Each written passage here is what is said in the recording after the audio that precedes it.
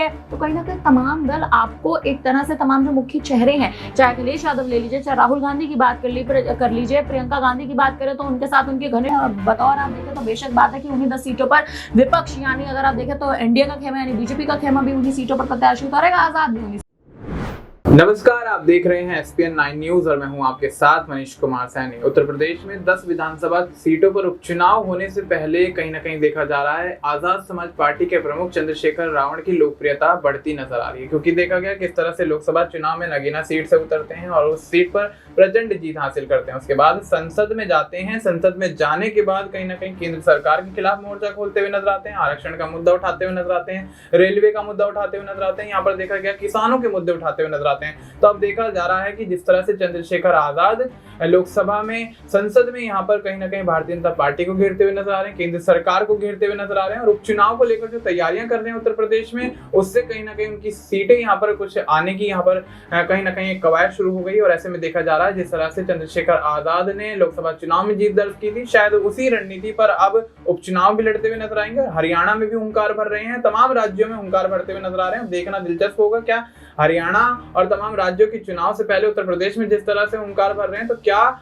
यहाँ पर चंद्रशेखर रावण की मेहनत रंग लाती हुई नजर आएगी। और ऐसे में बहुजन समाज पार्टी को, समाजवादी पार्टी को और भारतीय जनता पार्टी को इसका क्या खामियाजा उठाना पड़ सकता है, इस मुद्दे पर तमाम चर्चा जारी रहेगी। हमारे साथ आश्रुति मौजूद है। आश्रुति, बहुत बहुत स्वागत है आपका। आश्रुति, क्या कुछ लगता है जिस तरह से नगीना से सीट जीतकर यहाँ पर चंद्रशेखर रावण उत्तर प्रदेश की राजनीति में अपना कद बढ़ाते हुए नजर आए, उसके बाद देखा जा रहा है उपचुनाव की 10 सीटों पर यहाँ पर प्रत्याशी उतारने की बात कर दे रहे हैं, और जिस तरह से अब चुनावी मैदान में डटे हुए हैं चंद्रशेखर रावण, तो क्या लगता है क्या आने वाला भविष्य उत्तर प्रदेश की राजनीति में चंद्रशेखर रावण के लिए बेहतर होता हुआ नजर आ रहा है? क्योंकि जिस तरह से भारतीय जनता पार्टी के अंदर कलह है और समाजवादी पार्टी यहाँ पर जीत दर्ज कर रही है, मैदान में तो है, लेकिन कहीं ना कहीं भारतीय जनता पार्टी, समाजवादी पार्टी और बहुजन समाज पार्टी तीनों को कहीं ना कहीं यहाँ पर चंद्रशेखर रावण से खतरा है। उनका जनाधार जो है वो कहीं ना कहीं उनके साथ है, और ऐसे में क्या उपचुनाव में भी वो जनाधार देखने को मिलेगा? क्या उपचुनाव में भी वही यहाँ पर उनकी जो पर्सनैलिटी है देखने को मिलेगी जिस तरह से लोकसभा चुनाव में देखा? क्या कुछ लगता है आपको? देखिए, आजाद की जब बात की जाती है तो कहीं ना कहीं दलितों के अहम चेहरे तो चंद्रशेखर आजाद कहलाते हैं, लेकिन जिस हिसाब से युवाओं के बीच कहीं ना कहीं आजाद का जो दबदबा है वो बढ़ता नजर आया है, यानी कहीं ना कहीं युवा वर्ग जो है वो चंद्रशेखर आजाद की ओर आकर्षित होता नजर आया है। नगीना की सीट से 1.5 लाख मतों के अंतर से जीतना, अगर आप देखें तो चुनावी समीकरण चंद्रशेखर आजाद के पक्ष में पूर्ण तरह से गया, क्योंकि उत्तर प्रदेश में आजाद की नई पार्टी इस बार उभर कर सामने आई थी, और चंद्रशेखर आजाद जिस हिसाब से मुख्य चेहरे के तौर पर कहीं ना कहीं उभरे थे, किसी भी नेता, किसी भी राजनेता को शायद ऐसा आभास तक नहीं हुआ होगा कि चंद्रशेखर आजाद कहीं ना कहीं वो अहम भूमिका और कहीं ना कहीं वो अहम पद जो है, या फिर यूं कहे वो अहम जिम्मेदारियां जो उनको कहीं ना कहीं सौंपी गई थी, या उन्होंने जो जिम्मेदारियां ली थी उन जिम्मेदारियों को पूर्ण तरह से निभाते नजर आएंगे। लेकिन आजाद की जीत से राजनीतिक गलियारों में हलचल तेज हो चुकी है, विपक्षी गठबंधन में हलचल तेज हो चुकी है, और जिस हिसाब से आपका ये कहना है कि उन्हें तमाम पार्टियों का सहयोग मिल रहा है, उन्हें तमाम पार्टियों का समर्थन मिल रहा है, देखिए बिल्कुल ये कहना कहीं ना कहीं झूठ नहीं होगा, ये कहना कहीं ना कहीं इसमें कोई दो राय नहीं होगी, कोई दो मुद्दे नहीं बनेंगे, क्योंकि आजाद भले ही किसी दल के साथ गठबंधन ना करे, लेकिन तमाम दलों का, विपक्षी दलों का खासतौर पर उन्हें समर्थन मिलता नजर आ रहा है। चाहे आप संसद की बात कर लीजिए, जब आप याद करें जिस हिसाब से अखिलेश यादव कहीं ना कहीं उनको पेन उठाते देते नजर आए थे, उनको पेन सौंपते नजर आए थे कि आपको यहाँ पर दस्तखत करने हैं, जिसकी जानकारी तक आजाद को नहीं थी, क्योंकि पहली बार वो सदन पहुंचे थे, बेशक बात है, और पहली बार आप सांसद बने हैं, पहली बार आपने शपथ ली है, तो कहीं ना कहीं तमाम दल आपको एक तरह से, तमाम जो मुख्य चेहरे हैं, चाहे अखिलेश यादव ले लीजिए, चाहे राहुल गांधी की बात कर लीजिए, प्रियंका गांधी की बात करें तो उनके साथ उनकी घनिष्ठ मित्रता बताई जाती है। तो ये तमाम ऐसे मुद्दे कहीं ना कहीं आजाद को लेकर उठते नजर आते हैं, जिन मुद्दों से कहीं ना कहीं भारतीय जनता पार्टी के खेमे में, एनडीए के खेमे में हलचल जरूर पैदा हो सकती है, क्योंकि आजाद जिस हिसाब से इस बार उत्तर प्रदेश में उभरे हैं,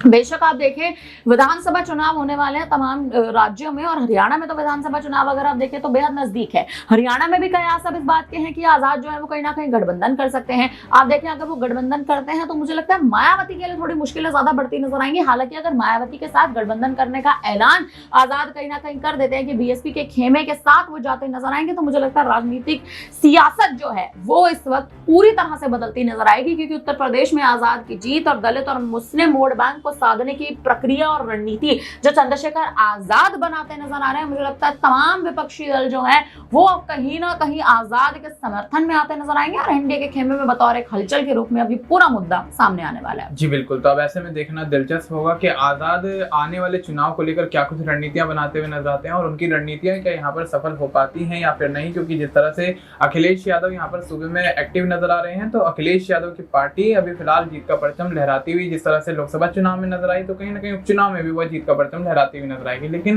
यहाँ पर आश्रुति, आपको क्या लगता है कि जिस तरह से नगीना से यहाँ पर जीत दर्ज हुई, तो क्या यहाँ पर अब जो नगीना के आसपास की जो विधानसभा की सीटें हैं उपचुनाव वाली, उन पर यहाँ पर प्रकट बनाने में आजाद कामयाब हो पाएंगे? क्या यहाँ पर समाजवादी पार्टी को झटका देते हुए नजर आएंगे, भारतीय जनता पार्टी को झटका देते हुए नजर आएंगे? क्या कुछ लगता है आपको? देखिए, आजाद ने जो ये हाल ही में ऐलान किया था कि वो अकेले चुनाव लड़ेंगे, ये ऐलान कहीं ना कहीं अगर आप देखें तो इस ऐलान के कई मायने निकाले जा सकते हैं। वो मायने ये कि नगीना से तो आप जीत चुके हैं, लेकिन इस वक्त उपचुनाव में अगर आप उन 10 सीटों का जिक्र करें जिसमें से कुछ अगर आप देखें तो कहीं ना कहीं चर्चित सीटें हैं, उसमें से एक सीट मिल्कीपुर की बनती है, मिल्कीपुर की सीट बनती है, मीरापुर की सीट बनती है। तो आप देखें कहीं ना कहीं जो 2 या 3 सीटें जिनका मैं जिक्र इस वक्त कर रही हूँ आपके आगे, कहीं ना कहीं कन्नौज की सीट भी आप इसमें ले लीजिए, तमाम कुछ ऐसी सीटें हैं जिन सीटों पर इस वक्त चाहे बीजेपी की पकड़ देख लीजिए, चाहे समाजवादी पार्टी की पकड़ देख लीजिए, मजबूत मानी जाती है। क्योंकि अगर आप मिल्कीपुर सीट की बात करें, भले ही दलितों का समीकरण है, लेकिन सांसद वहां से अखिलेश यादव के ही उतरे हैं और अगर आप देखें तो वहां से सांसद का पद जो था वो अखिलेश यादव यानी समाजवादी पार्टी के खेमे में ही गया था।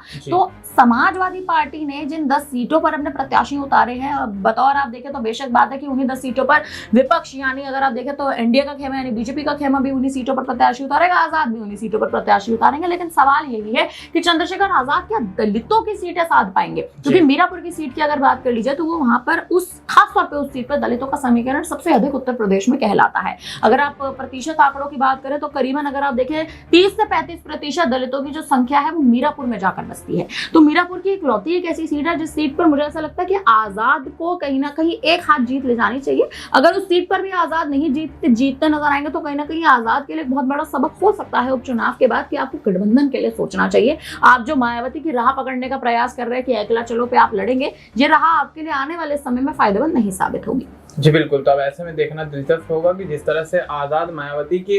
नक्शे कदम पर चलते हुए राजनीति करते हुए नजर आ रहे हैं, तो क्या मायावती का ही वोट काटने में कामयाब रहेंगे या फिर आने वाले समय में उत्तर प्रदेश के समीकरणों को देखते हुए आजाद यहाँ पर गठबंधन का ऐलान करते हुए नजर आएंगे? और अगर गठबंधन करते हैं तो उससे क्या फायदा यहाँ पर उत्तर प्रदेश की राजनीति में आजाद को होता हुआ नजर आएगा? क्योंकि बहुजन समाज पार्टी से गठबंधन के कयास लगाए जा रहे हैं, लेकिन अगर मायावती जिस तरह से अकेले चलने की राह पर यहाँ पर अड़ी हुई है, तो मायावती अगर गठबंधन नहीं करती हैं तो क्या समाजवादी पार्टी की तरफ जाते हुए नजर आएंगे? तो आखिरी सवाल और छोटा सा सवाल रहेगा आशुति की, क्या लगता है कि अगर मायावती गठबंधन नहीं करती है तो अखिलेश यादव के खेमे में आजाद जाते हुए नजर आ सकते हैं? और अगर दोनों मिलकर साथ में चुनाव लड़ते हैं, उपचुनाव लड़ते हैं, तो क्या कुछ यहाँ पर बहुजन समाज पार्टी को झटका लग सकता है या भारतीय जनता पार्टी को झटका लग सकता है? क्या कुछ यहाँ पर होने वाला है? देखिए, मुझे ऐसा लगता है कि अखिलेश यादव के खेमे में तो आजाद नहीं जाएंगे, क्योंकि कारण उसका अहम कारण ये भी बनेगा कि जब अखिलेश यादव उन्हें प्रस्ताव दे रहे थे तब आजाद ने वो प्रस्ताव स्वीकार नहीं किया था। उसी वक्त आजाद ने ये बड़ा ऐलान कर दिया था कि ना तो मैं इंडिया गठबंधन की ओर जाता नजर आऊंगा और ना ही मैं एनडीए के खेमे में जाऊंगा। तो ये बड़ा ऐलान कहीं ना कहीं जो करते नजर आए थे चंद्रशेखर आजाद, इस ऐलान के बाद मुझे लगता है